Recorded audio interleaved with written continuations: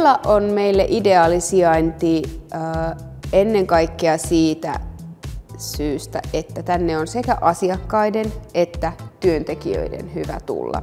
Me käytiin katsomassa muutamia keittiöitä, jotka oli kauempana Helsingissä, mutta sitten kyllä me halutaan, että työntekijöillä on sellainen fiilis, että ne pääsee tänne helposti, että ei tarvitse ottaa 2 junaa ja sitten vielä kävellä 2 kilometriä jonkun teollisuusalueen läpi, vaan että saapuminen tänne on kaikille helppoa. Ja sitten tämä on tavallaan Helsingin sydämessä ja sitten tässä on kaikki yritysten tarvitsemat palvelut lähellä. Tässä on kaikki, mitä me tarvitaan ja se on hionut siinä mielessä niitä kuluja, että meillä menee vähemmän aikaa asioiden tekemiseen nyt kun me ollaan täällä Vallilassa.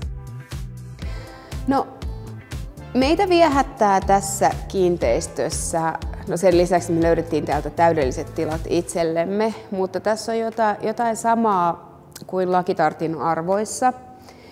Semmoinen laatu, edistyksellisyys ja semmoinen tyylitaju. Tänne piti tehdä aika paljon muutoksia, jotta tämä tila toimisi meille, mutta sen takia tämä oli myös meille ihan nappivalinta, koska tämä oli niin kuitenkin raaka ja muunneltavissa juuri tämä kyseinen tila, että me saatiin meidän unelmien keittiö, joka tukee sitä catering-toimintaa.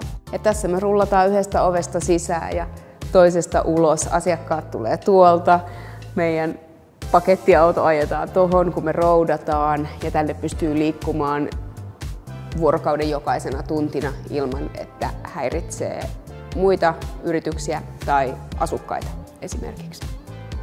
Mä oon tehnyt töitä Vallilassa erilaisissa paikoissa aika paljonkin, niin alueena tää on tosi tuttu ja myös sikäli kodikas.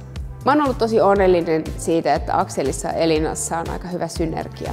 Me ollaan hyvin nopeasti luotu muiden yritysten kanssa täällä sellaista yhteistoimintaa. Me vinkataan meidän asiakkaille meidän naapuriyritysten palveluita ja he vinkkaa meitä eteenpäin. Me ollaan myös yhdessä tehty työkeikkoja, palaveerattu, kahviteltu.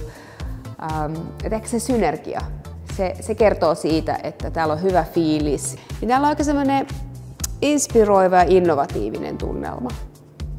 Kommunikointi on ollut mun mielestä aivan loistavaa.